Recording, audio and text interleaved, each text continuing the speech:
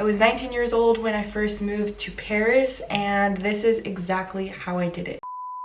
If you guys are new here, my name is Cecily and I'm currently based in Lisbon, Portugal. I moved here about 5 months ago, and before that I was living in France, and before that in England. I only started documenting my time abroad when I was living in France, and there are loads of videos on my channel talking about my experience there. Now that you guys know a little bit about my background, I can finally jump into the important and juicy part of this video. Starting off, we're going to be talking about au pairing. Au pairing is something that is pretty common in Europe, and it is actually the way that I was able to move to France when I was 19. If you don't know what au pairing is, it's basically a way to move into a host family's house, and in exchange you watch after their children and you teach them your native language.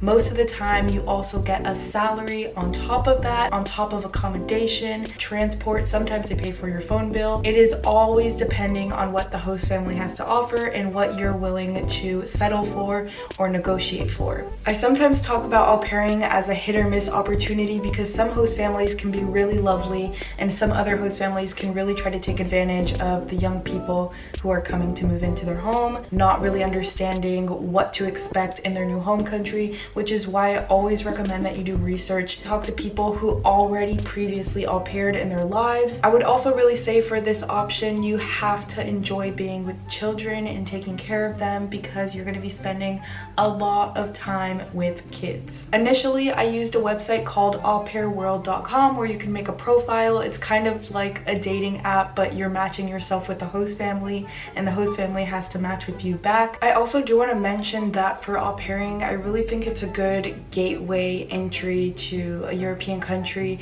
in order to really understand if you enjoy living there or not. A lot of people only au pair for 3 to 6 months, all the way up until like 2 or 3 years. I already made loads of videos here on my channel about how I became an au pair, an actual day in the life vlog of me as an au pair. So if you guys want to go check that out, I can leave them in the link description down below. And yeah, we're now moving on to the second option of how you can possibly move to Europe in your 20s. So I'm going to be talking about teaching English abroad. This is so common in Europe, not only in Europe, but I've also heard of friends doing it in parts of Asia as well. There's actually an organization called Educo, and I have a friend who told me about her experience with this organization herself. My friend was actually able to travel all throughout Italy with this organization and teaching English at the same time. She was originally from Canada, and she came to Italy for about 6 months to a year, I believe, in order to teach English.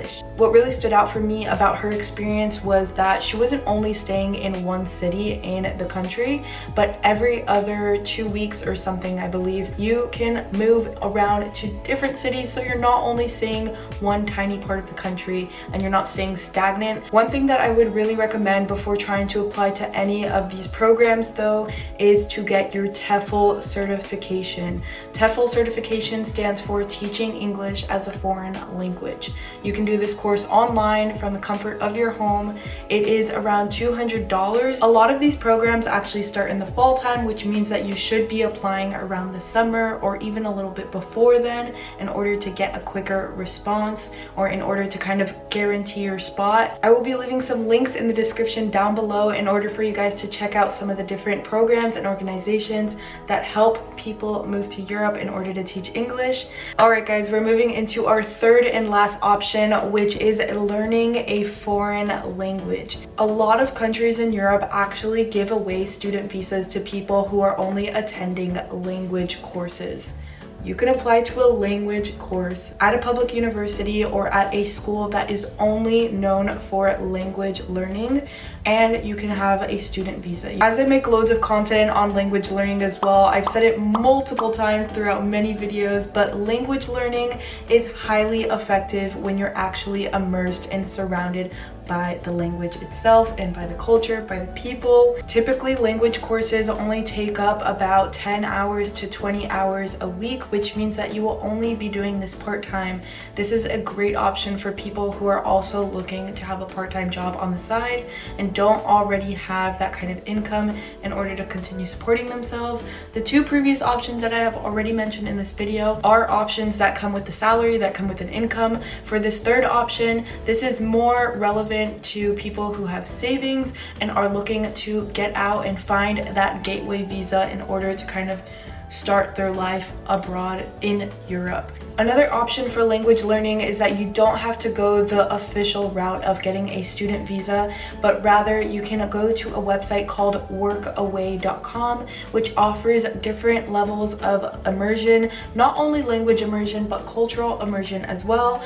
You are able to work for different places. You can work at established institutions such as retreat centers, a farm, a restaurant, hostels, hotels, in order to kind of have that income flowing in, but also get the cultural experience and language immersion. This option doesn't provide you with a visa, so it would only be short-term, up to 6 months, depending of course which country you're coming from. Everybody's passport gives them different rights, unfortunately. So I would definitely more say that Workaway is kind of a short-term experience. I would say it's a great way for indecisive people to see if they really want to stay there long-term. A lot of people aren't ready to make that full-on commitment to live somewhere full-time, and Workaway is probably the best solution for this. Okie dokie guys, this about wraps up this week's video, and I hope that this gave you some useful tips and some helpful resources in order to hopefully make that move possible. If you guys, like I said, have any questions, please leave them down below and I'm going to try to get to every single one of them. I always like to say that if I was able to make my life here in Europe possible, it is also feasible for you to do it as well. That being said, I do plan to make more videos like this in the future, giving you guys more useful tips and helpful information. If that would be something that you guys want to see, don't forget to give this video a big thumbs up and subscribe down below.